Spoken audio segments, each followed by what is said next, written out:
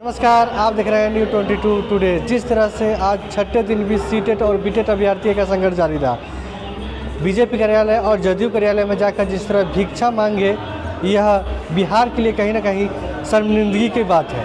एक छात्र जब अपनी बातों को लेकर रोड पर उतरते हैं तो किस तरह उन पर अत्याचार किया जाता है, आप भली भांति जानते हैं। पास करने के बाद भी ज्वाइनिंग के लिए दर्जा ठुकना कितना शर्मनाक बात है। चलिए ये बात करते हैं सीटेट और बीटेट अभ्यर्थी से। जान ही रहे हैं कि हम लोग आंदोलन जब कर रहे थे, गमछा ही सहारा, सरकार तो निसहाय हो ही गया। अब गमछा का तो सहारा मिल रहा है, इसके लिए तो गमछा रखे हुए हैं।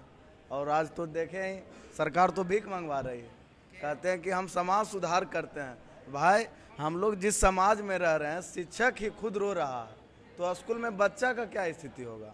जो शिक्षक है, एक मिनट, जो शिक्षक है उसको भी सरकार बोल दी है आप पता कीजिए कहीं दारू उरू बिकता है तो हमको बताइए, तो पढ़ाएगा कौन?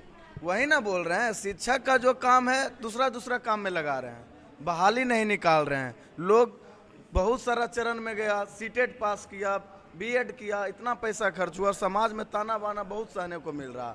लोग इसीलिए तो देखे होंगे चिलचिलाती धूप में रोड पर सो गए कितने अभ्यर्थी। इसीलिए तो हम लोग आंदोलन को नीतीश सरकार से मांग कर रहे हैं कि आप जल्द से जल्द 7वीं चरण नोटिफिकेशन प्राथमिक विज्ञप्ति दे दीजिए, ताकि हम लोग यहाँ से चले जाएं।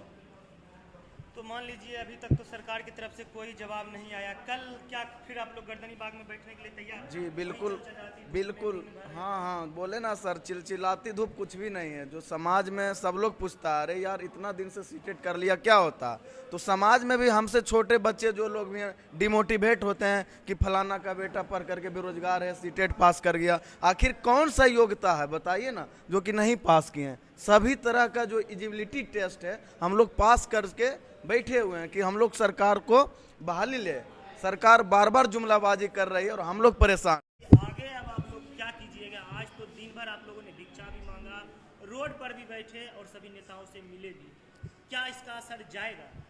बिल्कुल, देखिए बिहार का भविष्य है, शिक्षक समाज का निर्माता हैं, भविष्य का निर्माता हैं, और इस तरह से नीतीश कुमार हम लोग को रोड पर बैठा दिए, ये बहुत शर्म की बात है। अभी भी उनमें अगर थोड़ा सा भी शर्म है तो जल्दी से हम लोग का प्राथमिक चरण का 7वीं चरण का प्राथमिक विज्ञप्ति जारी कर दें, और नहीं तो फिर तो कल से हमारा फिर पुनः गर्दनी बाग में धरना प्रदर्शन जारी रहेगा।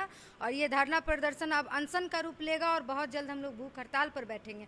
और जब तक 7वां चरण का प्राथमिक विज्ञप्ति नहीं देंगे तब तक हम लोग घर नहीं जाएंगे, ऐसे ही बैठे रहेंगे। आज आप लोग और तेज प्रताप यादव से मुलाकात भी हुई, हम लोग ने अपना ज्ञापन भी सौंपा, और वो बोले हैं कि हम आपके मुद्दा को जोर शोर से उठाएंगे, और वो आएंगे भी हमसे मिलने के लिए।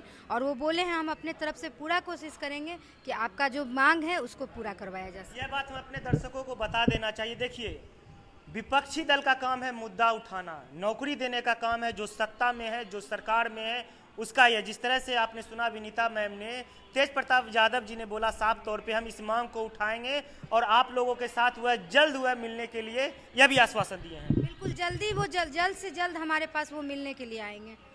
और हम आशा करते हैं नीतीश सरकार से, शिक्षा मंत्री से, जो हमारा वीडियो आज सुबह से पिछले 7 दिन से हम लोग धरना पर बैठे हैं और जितना हो रहा है तमाशा सब कुछ देखते हुए भी चुप हैं, न शिक्षा विभाग कुछ बोल रही है, तो उनसे मेरा कहना है कि आप लोग हमारे धैर्य की परीक्षा नहीं लें, और नहीं तो हम लोग पीछे हटने वाले इस बार नहीं हैं। चाहे जो हो जाए, नोटिफिकेशन हम लोग 7वां चरण का प्राथमिक विज्ञप्ति लेकर जाएंगे। आज हाथ में कटोरा लेके आप तो पहुंच गए, रोड पर भी बैठ गए।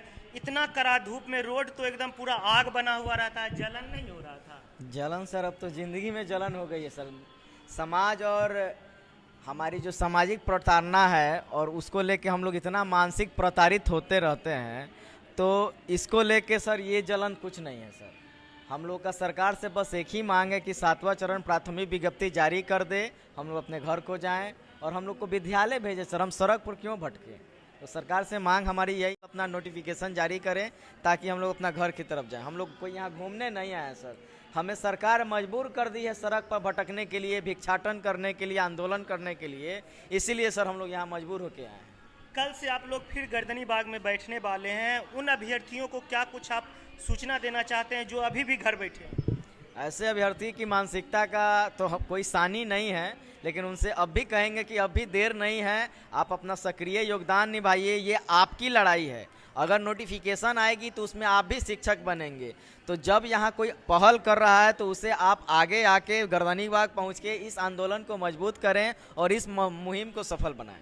चलिए और भी अभ्यर्थी हैं, उनसे बात करते हैं। आप बताइए, आप एकदम भगवा गमछा लेके एकदम टान से गए, बीजेपी कार्यालय आपको देंगे।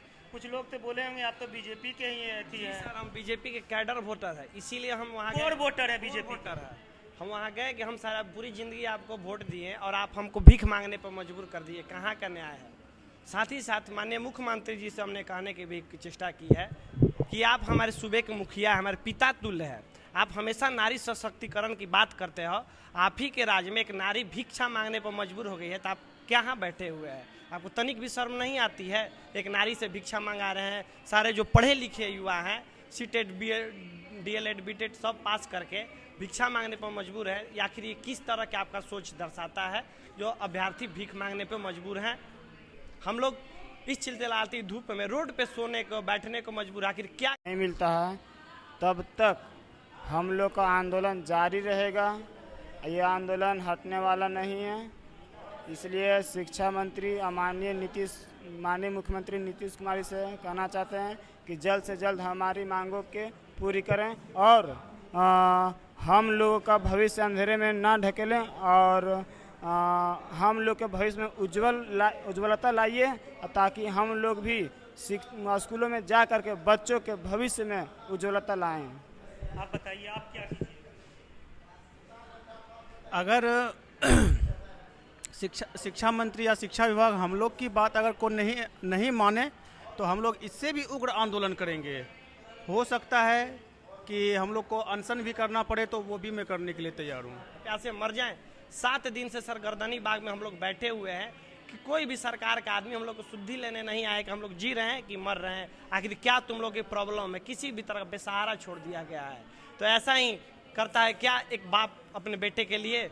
नीतीश जी हमारे सूबे के मुखिया है, तो हमारे पिता तुल्य है, उनके बेटे समान और बेटियां समान है, लेकिन अपने पिताजी हम अपने बेटे के लिए कुछ नहीं सोच रहे हैं कि आखिर क्या करें, हम लोग कहाँ जाएं? समाज अलग ही प्रताड़ना कर रही है हमारे साथ। तरह तरह का ताना दिया जा रहा है कि क्या हुआ बाबू, कितने साल से सीटेट पास करके बैठे हो, क्या हुआ? कुछ नहीं हुआ तुम्हारा, तो तू पढ़े लिखे नहीं हो क्या कि कुछ नहीं हो रहा है? इस तरह का मानसिक प्रताड़ना हमें दिया जा रहा है समाज के। तो आखिर हम लोग कहाँ जाए? घर बार छोड़ के सर हम लोग 7 दिन से गर्दनी बाग में बैठे हुए हैं। अच्छा, वोट जब दिए होंगे तो बीजेपी के नेता मंच पर से बोल रहे थे 19 लाख रोजगार देंगे, गमछा बांध के आप चल आए कि सोचे वोट दे देंगे, 19 लाख रोजगार में से एक मेरा भी नंबर आएगा, मगर आपका नंबर नहीं सर, 19 लाख में से एक का भी नंबर नहीं आया। अगर एक का नंबर भी आता तो अभ्यर्थी यहाँ रोड पे उतरने को मजबूर नहीं होते। लेकिन 19 लाख तो दूर, एक भी उनके पास नहीं रोजगार देने की क्षमता है। सिर्फ जुमलाबाजी करना ही उनका काम रह गया। जुमला करना है, वोट लेना है, अभ्यर्थियों को बरगलाना है, अपना मुद्दा सेकना है, और हम लोग के पक्ष में कोई नहीं। युवा दर दर भटकने पर मजबूर है इन्हीं के कारण। अच्छा, आप बताइए, आप क्या कीजिएगा आगे? जब तक हम लोग का नोटिफिकेशन नहीं मिल जाता है या लिखित नहीं मिलता है, तब तक हम लोग का